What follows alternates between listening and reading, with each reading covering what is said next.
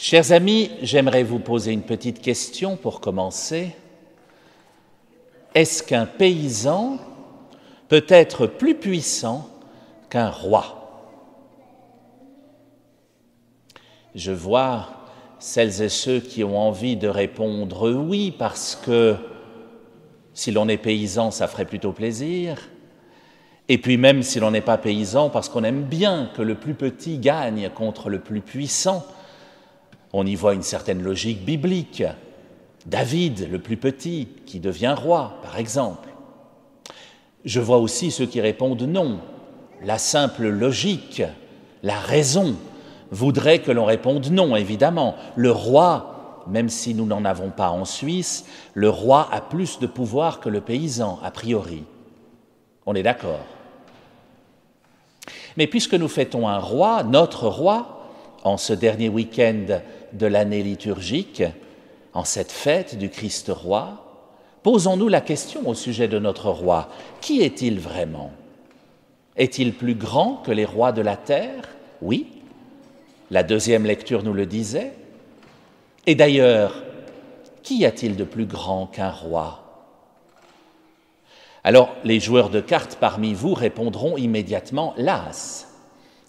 Et oui, l'as est plus fort que le roi, en tout cas aux cartes. Mais si vous jouez au Yas et qu'on joue à tout, alors il y a encore bien plus grand que l'As, puisqu'au-dessus se trouve le Nel et le bourg, le 9 et le valet. C'est d'ailleurs le seul cas que je connaisse où le valet peut gagner sur le roi. Si je vous dis cela, ce n'est pas par hasard, chers amis, parce que quand on utilise les termes du Yas, c'est tout à fait fascinant. Bourg. Vous savez d'où ça vient? C'est un mot du dialecte suisse alémanique, bien sûr, bourg, mais ça vient de Bauer en allemand, le paysan. Eh oui, le bourg de notre jeu de Yas, c'est le paysan. Et lorsqu'on joue à tout, le bourg gagne contre tous les autres. Le paysan peut gagner contre tous les autres. Alors je pourrais transposer cela en termes républicains pour nos grands voisins les Français. Est-ce que le gilet jaune a quelque chance de gagner contre le président de la République? Si vous regardez vos jeux de cartes, chers amis, vous verrez que tous les valets de tous vos jeux de cartes ont toujours un gilet jaune. Eh oui, c'est le signe du service, le jaune. D'ailleurs, dans les bandes dessinées de notre enfance, souvenons-nous de Nestor, le valet du capitaine Haddock au château de Moulinsart de Tintin. Il a un gilet jaune, lui aussi. Alors il y a probablement bien plus qu'une simple symbolique là derrière, parce que les rois de notre terre, les présidents, les politiques qui ont du pouvoir, jouent sans atout. Tout est plié d'avance si on a les bonnes cartes, si on a l'argent. Leur pouvoir terrestre, on le connaît bien, il est symbolisé par toute une série de choses, des couronnes, des sceptres, un palais, même pour notre Conseil fédéral, il siège dans un palais, même pour le président Macron, il siège au palais de l'Élysée. Les dirigeants de ce monde ont des serviteurs, en politique on les appelle des ministres, ils ont souvent suffisamment d'argent, une armée, des soldats, de magnifiques limousines qui sont les carrosses d'aujourd'hui, mais ils jouent sans atout. Ils savent bien qu'ils ne sont pas les maîtres, qu'au-dessus d'eux, il y a les as. Et les as, ce sont les grands groupes mondiaux, les groupements militaires, l'as de pique, qui est l'OTAN, par exemple, les groupements politiques, l'as de trèfle, qui est l'ONU, par exemple, les groupements financiers, l'as de carreau, qui est le Fonds monétaire international, par exemple, les groupements sociaux, l'as de cœur, qui est la Croix-Rouge, par exemple.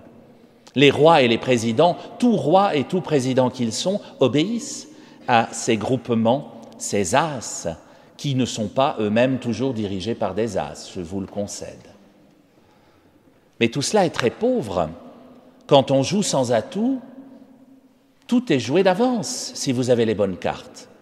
C'est beaucoup plus intéressant quand l'atout vient mettre son grain de sel dans le jeu. Et l'atout dans notre vie, c'est quoi? Et c'est la foi, chers amis. C'est la foi qui change tout, qui renverse les valeurs habituelles. C'est la foi qui met du sel dans notre vie, exactement comme l'atout met du sel dans notre tour de cartes. Non, ce n'est pas le plus puissant en apparence qui va gagner lorsqu'on a la foi. C'est l'autre, précisément, celui qu'on n'attendait pas, le paysan, le bourg, le simple charpentier qu'était Jésus.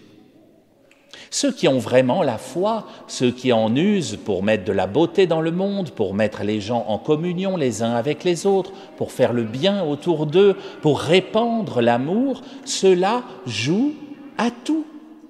Et ça change tout, parce qu'alors même les as de notre monde se plient face au plus petit de la famille, le bourg.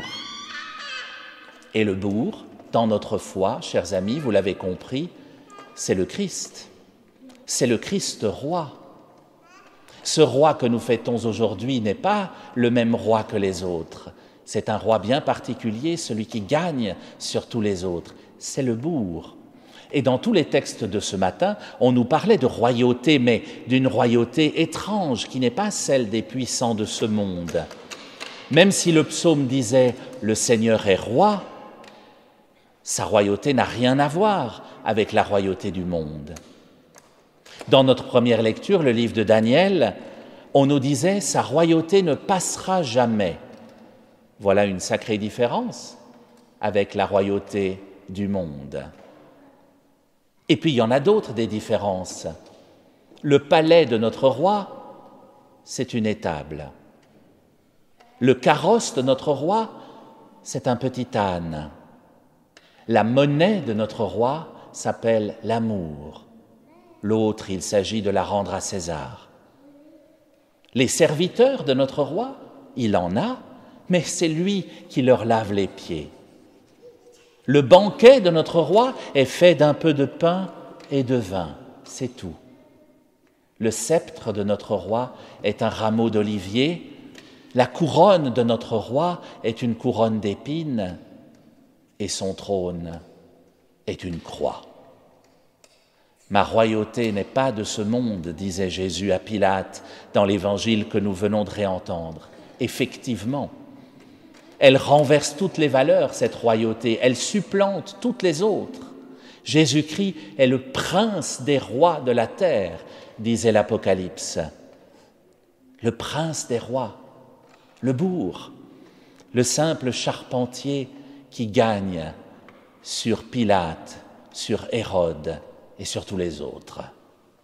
Vous voyez, chers amis, que même par un simple jeu de cartes, on peut en apprendre au sujet de notre foi. Alors je gage que vous ne jouerez plus jamais au Yas sans penser à notre roi, à nous, et sans regarder le gilet jaune du bourg d'une autre manière que jusqu'ici.